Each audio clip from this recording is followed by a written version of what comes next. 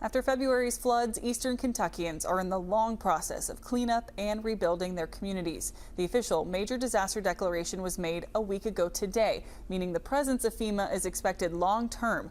Officials talking with WKYT First Alert meteorologist Minton today about increased aid for even more Kentucky counties.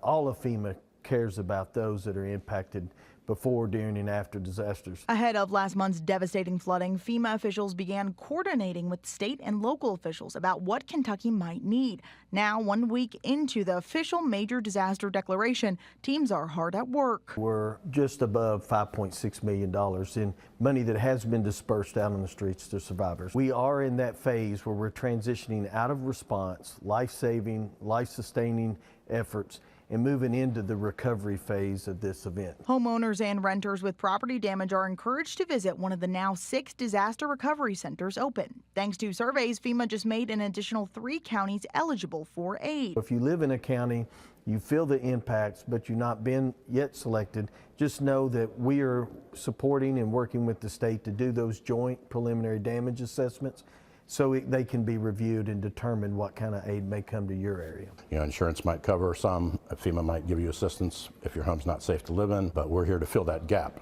and provide funding to allow you to put yourself back to where you were before the disaster happened. Additional organizations like the Small Business Administration are present at local disaster recovery centers to help those find affordable loans to rebuild if needed. It costs you nothing to keep your options open, so we encourage everyone, if you did have damage to your home or business or personal property, to go ahead and apply now and decide later. We are reaching a lot of people, but my encouragement is, if you just don't know, apply. For WKYT, I'm First Alert meteorologist Minton.